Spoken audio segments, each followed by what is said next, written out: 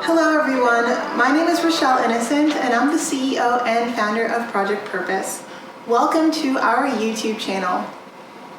We are a community that is focused on fostering the intellectual and character development in children. We do this through our parent-child workshops that focus on 4 themes: autonomy, self-efficacy, compassion, and self-concept, in order to foster grit, perseverance, and resilience in each child. Project Purpose's overarching mandate is to renew and rebuild families, communities, and relationships. Our YouTube platform provides us an opportunity to have conversations about all topics that relate to families, communities, and relationships with ourselves as well as with others, with a primary focus on mental health and education. More precisely, the ways that mental health and education have played a role and are currently playing a role in our societies at large. Our discussions and debates provide us with an opportunity to think critically about what needs to change within the structures of mental health as well as education in order for us to live up to our bold slogan, support, protect, and empower our children through youth-focused development, better known as leadership in juvenescence. We recognize that in valuing our children's leadership potential, that also translates as recreating and co-creating environments socially as well as politically in order for our children to thrive. As is the YouTube convention, please do subscribe. Hit that post notification bell so that you're aware of every time we post, and of course, like, comment, and share this video. Let's get into it. The second video is really about establishing rituals and routines. The reason why I wanted to cover this topic is because we've entered a new year. If there's any time where we think about our habits and we think about what we would like to change if we were motivated to do so, it's typically around this year. I'm here to encourage you and to share from some of my own lived experiences as to how routines and rituals have helped me become more effective, more productive. Importantly, it's given me room to be creative, to have quiet moments to myself, which is really necessary for me by way of maintaining my sense of peace, my sense of autonomy, as well as my sense of personal satisfaction and fulfillment. These are some tidbits. I would love to hear some of the rituals and routines that you engage in, but I'd love to share some of mine and hopefully we can learn something from one another. One thing I must say is I'm a planner. I love planning everything out. In fact, the first few moments of my day it's spent planning. I wake up and I have a 500 milliliter glass of water at my bedside that I drink every morning, and I'm not sure if you've tried to drink that much water in the morning, but you have to do it slowly or you risk choking on the water. So it's absolutely not a good idea to try to chug that water first thing in the morning. I know from personal experience. But I do try to drink at least 2 liters of water a day. I try to drink 2 liters of water in a day, especially the days that I do yoga, because I do a lot of deep stretches that release a lot of toxins in my body, and I definitely don't want those toxins swimming around. So I drink 2 liters in order to ensure that what comes out of my muscles comes out of my body completely. It's easier for me to get a head start with that 500 milliliters of water in the morning. And so that time is spent really reflecting and thinking about how I'd like my day to go. And it's a very peaceful moment. It's like a very peaceful moment of planning and of putting things together. And I wake up very early. So I wake up around between 4 and 4:30 in the morning. It was actually last year 4:30, and for 2021 I've decided to up it to 4 in the morning. And it's great because it's so quiet that there's no rush, and I feel like the morning for me is like my sacred time. I do not like to be rushed at all in the morning. I like to have my time to myself to think about how I want my day to go and to plan things out. And so I guess this video is really about the benefits of planning. And there are things that I plan that are ad hoc, that are independent to each specific day, but there are also aspects of my days that are pretty much in stone. And these are the ritualistic parts of my day. And the ritualistic and the routine parts of my day really contribute to my sense of well-being. So I'm not sure who out there feels like, from the moment they wake up to the moment they go to sleep is really like they're putting out fires, they feel a bit scattered, they feel like they don't really know where the day went. I think the best way to counteract that is to really have some set routines and to maybe make some lifestyle changes so that those routines have space to live and to grow and to kind of embed themselves within your day-to-day, especially if it makes you feel good. So why do I plan? I mean, some people would say it's because I'm type A and I have, this obsessive need to plan, but that's absolutely not true. I can have a day now. I mean, it's taken me time. There was a point in time where planning was an absolute necessity for me, but now it's a choice, it's optional. And the reason why I love planning now is because, one, it gives me a strong sense of autonomy. When I put a plan in place, I know that that's me charting out where I want my energy to go throughout the day. And that's really important to me. It gives me a sense of self-worth. And I'm someone that derives a lot of self-worth from my autonomy, from my ability to be independent and my ability to do things on my own. Planning also gives me cognitive space for creativity. So if I know more or less how my day is going to be charted, I will typically leave gaps for creativity, or I will plan in for creativity. And this is great because it's just a different orientation. It's a different way of thinking that I truly enjoy. And you have to plan for creativity because your days can really get ahead of you if you're not carving out time for the things that recenter you and that ground you. And what planning also does is it gives you an opportunity to choose to do the things that excite you. I am someone who I have absolutely no threshold for having a day where I've done nothing that, excites me. I've done nothing that contributes to my own personal, the simple pleasures of life. Even if it's something super small, every day I need a moment of that day dedicated to me. And I feel like that gives me a sense of, I'm important to me, so why wouldn't I carve at least, 20 minutes of my day just for a simple pleasure, just to make myself smile, make myself laugh. I'm not reliant on other people for that. I like to carve in time where I'm the one sort of building in my own entertainment for myself. So how do these things go? Because sometimes we're like, well, routines and rituals, that's really nice. And it differs based on your lifestyle, based on whether, you're a single person like myself, or you're part of a unit, or you're part of a family. But I feel like regardless of what your situation is, these rituals can be for you personally. They could be for you within your relationship. And they can also be family rituals, which are actually really amazing ways to bond without constantly having to put thought and energy into it. Once you create a ritualized family or relationship oriented, or even for yourself, different experiences that you expect to have during the day become automatic, they become rote. You don't have to put so much thought into thinking about one another or thinking about the things that build in fulfillment and satisfaction and peace in one another. My morning routines, I typically don't touch at all. I mean, they are part of how I get myself established for the day. I am someone who, I came out of the womb very high strung. I'm just kind of a high strung, high energy human being. So I like to start my morning again, with the peaceful, about 30-45 minutes drinking my 500 milliliters of water, where I'm, quietly planning out my day. And then I do my PMM. So PMM for me is I start with prayer, and I believe in the universe, and I'm part of a larger picture, but this isn't me pitching a religion to you. I mean, I think it's always important to kind of recalibrate and understand that, we're part of this bigger plan. So for me, the way that I do that, and the way that I kind of start my day with perspective, is I do a prayer, and then I need movement. So I start my morning with an exercise routine.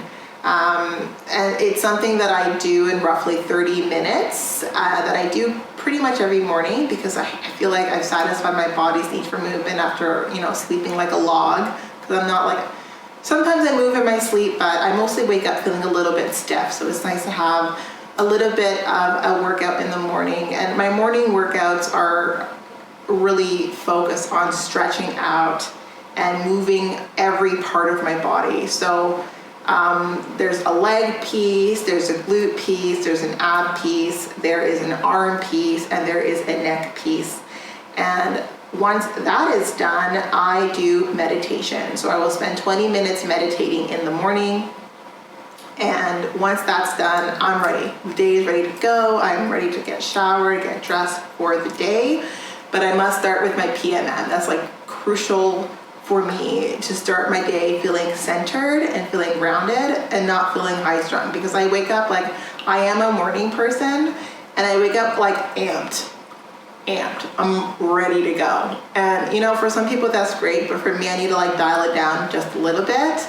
So I do that with my PMM. For my afternoon rituals, they're fairly flexible. So it's like wherever I can squeeze it in, I commit to myself 30 minutes of movement. And this movement can be any movement. It can, you know, anything to like boost that heart rate. So I know that like, you know, at least 6 hours into my day, I need to do something that gets my heart rate going.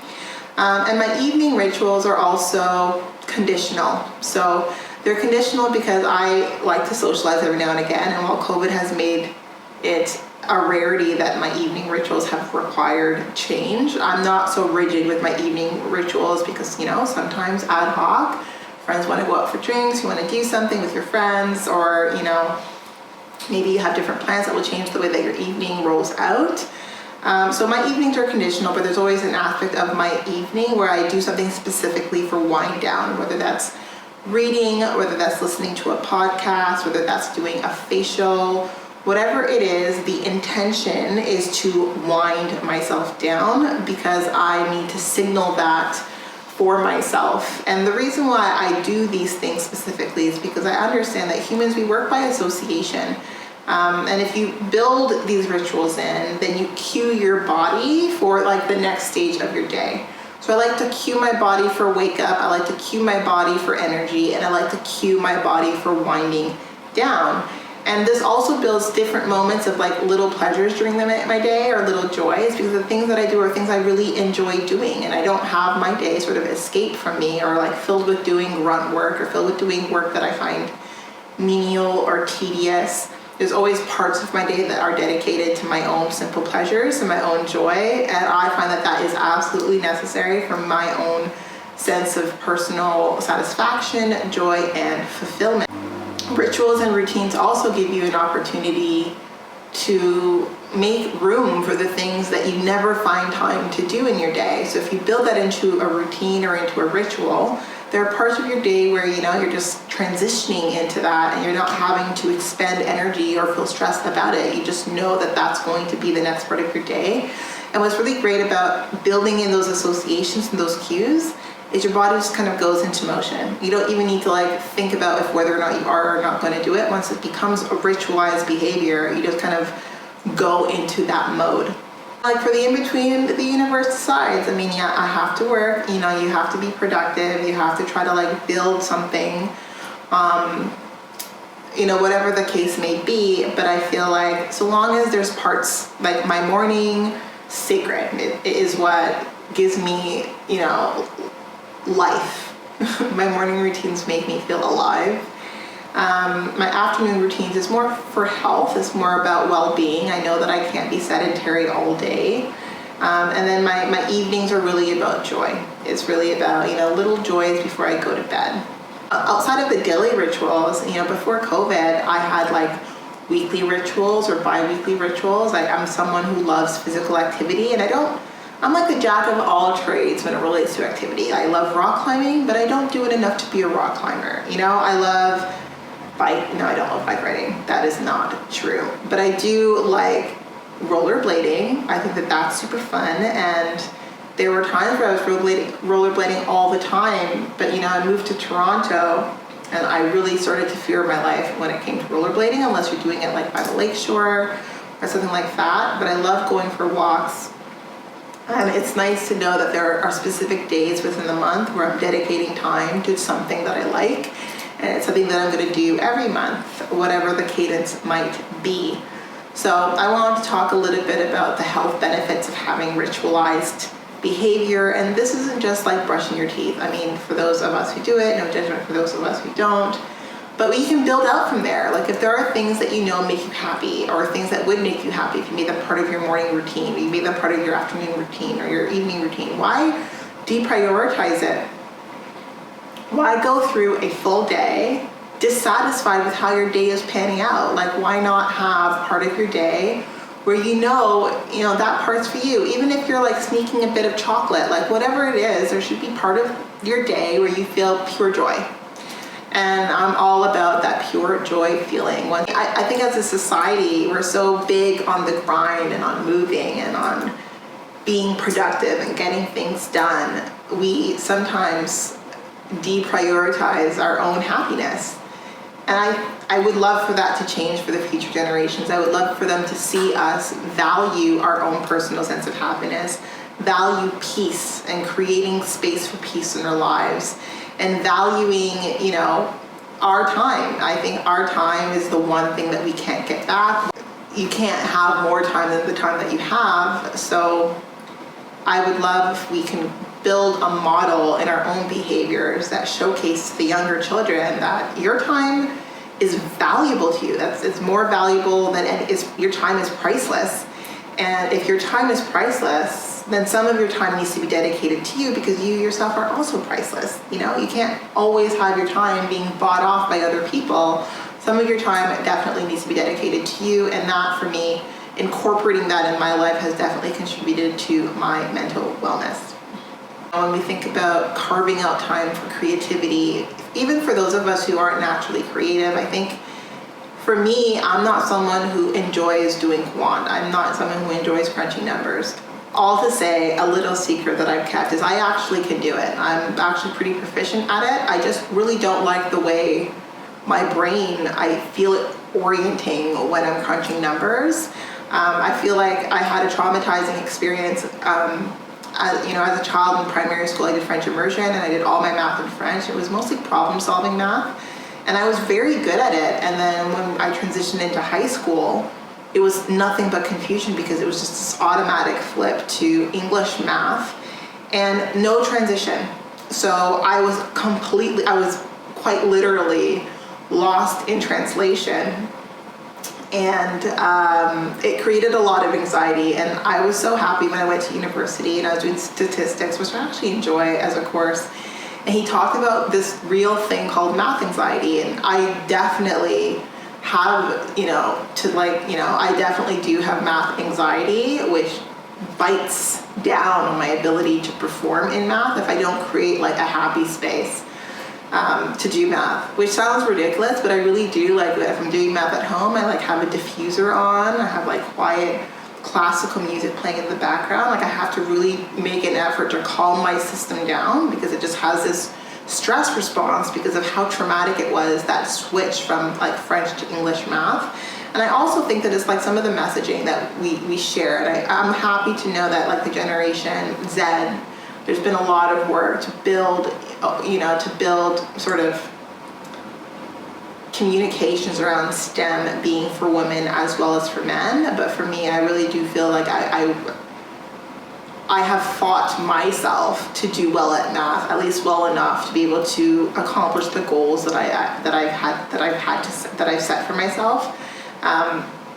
So all of that to say, that was very long-winded, I apologize for that, but all of that to say, I think it's important for everyone to play on both sides of your hemispheres. If you're someone who's very math oriented, it's really important that you flex your creativity muscles and try to create some balance between those two spaces by doing like just little activities on your own and quietly developing a sense of appreciation for what doesn't come naturally to you.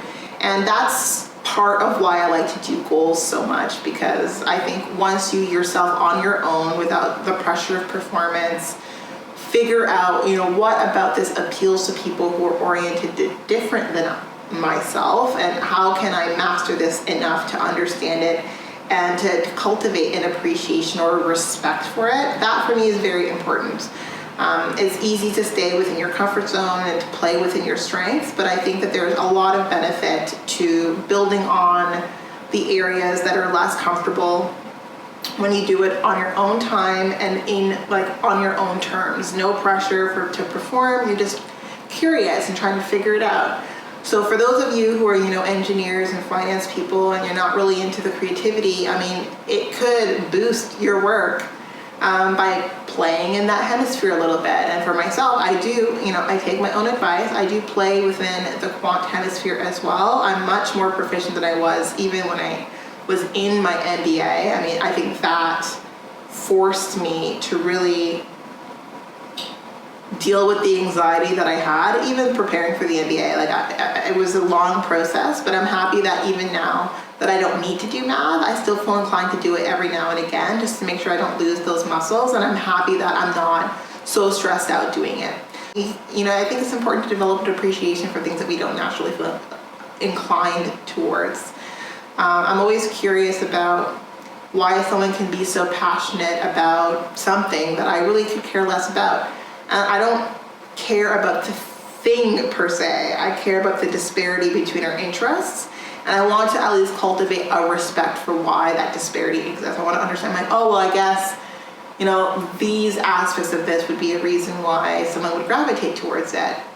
So whenever that feeling happens throughout the year, I definitely doggy take those feelings. And then when I build up my resolutions, I'm I want to understand why this is something that is someone else's passion. I want to at least have a sense or respect for it by the end of the year. So, that was my talk. I hope it was helpful to you, but definitely I'm a huge advocate for ritualized behaviors, for having at least, 3 aspects of your day dedicated to well-being, dedicated to yourself, to recentering, to feeling grounded. And for me, mornings, very sacred. I'm a morning person. I think I'm an all-day person. I'm very much a morning person, and I guess I'm still high energy in the evening, but in the evening I'm thinking about my bed. When I'm waking up, I'm so happy and ready for the day, but I like my wind down period too. So I guess if I like my wind down period, if I'm not like an owl, I don't feel the need to stay up all night ever. I love sleeping, so I guess I'm more of a morning person than a night person. And also part of my mornings is I love big breakfasts. I'm that person who, they have that saying where you eat like a king in the morning, like a prince in the afternoon, and like a pauper in the evening. That is definitely the way that I eat. In the morning, I like to have a big, completely delicious breakfast. My favorite is gluten-free pancakes with vegan chocolate chips. It is absolutely delicious. And I have that, of course, with my vegan yogurt with some flax seeds and some chia seeds for, as a probiotic, and, some honey, but we don't need to get into all of that. So that was this take on mental wellness, building in ritualized routines in order to ensure that at least parts of your day are focused on your own personal joy and sense of satisfaction. I hope that my sharing was helpful to you, and I'd love to hear what some of your rituals and routines are and what they contribute to, whether they contribute to you feeling recentered, to your joy, to your peace. I'd love to learn about that. Those for me are very important. I'm a go person, so I always need to have parts of my day where I'm coming back down to earth. It's like I'm going up, I need to make sure I'm coming back down to earth. And this is some of how I built that in so that happens, because if I didn't, and there were times where I didn't, things start to spiral out of place. So anyway, that's all that I wanted to say. If you've made it to the end of this video, I am so happy. Please do subscribe to the video, like, comment, and share. And definitely until next time, I'm so happy we had this opportunity to chat today.